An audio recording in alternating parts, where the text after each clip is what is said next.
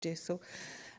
It would be amiss of me, I think, today not to mention Glasgow's refugee councillor, Rosa Zali, who has been named one of the most influential women of 2022 by the BBC.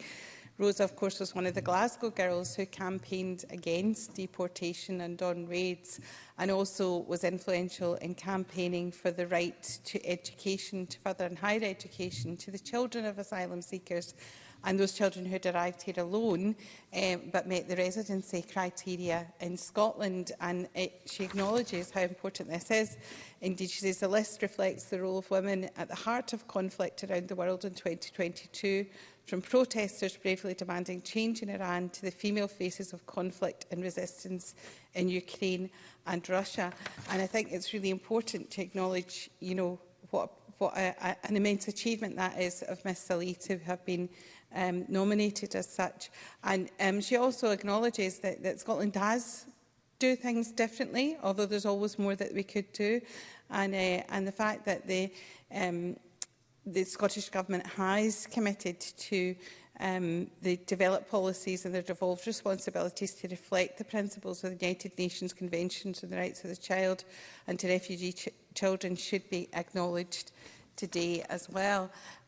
And as someone who was taught by a refugee, a Chilean refugee, Dr. Jose Munoz, who fled from Pinochet with his wife, who was a paediatrician, I remember what influence that had on my life, but also him telling me how frustrating it was for him and his wife not to be able to work in their profession when they came here at first until their asylum status was complete in the UK. And I think we have to recognise that this is about people's talents, about their experience, about their education and what they bring to Scotland as new Scots, which we should be able to embrace in all its forms and welcome people.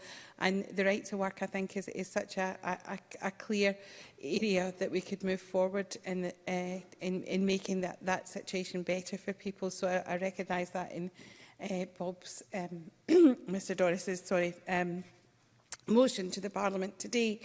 I also want to talk a little bit about the work that my own committee has been doing as a convener of the Constitution, Europe, External Affairs and Culture Committee.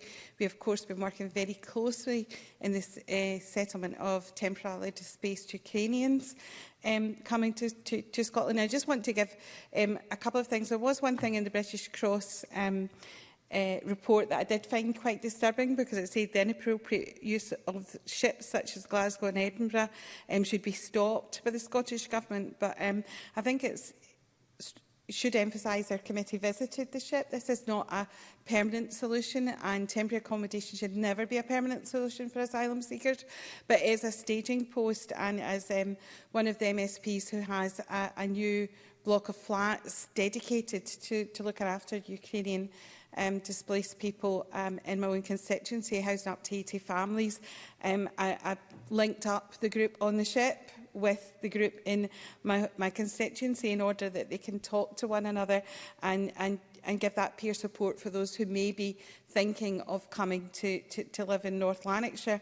And if I could just say, Daria Bondarenko, who's part of the group that came with the Ukrainian Freedom Valley, gave out evidence, and she said that the peer-to-peer work is about their own initiative, and while it's been supported by the Scottish Government, the crew of the ship were a big help, but it is their own initiative to support the children on the ship at the moment. So it's not normal and it's not ideal, but I think we have to take some positives from the great work that's been done there to bring people.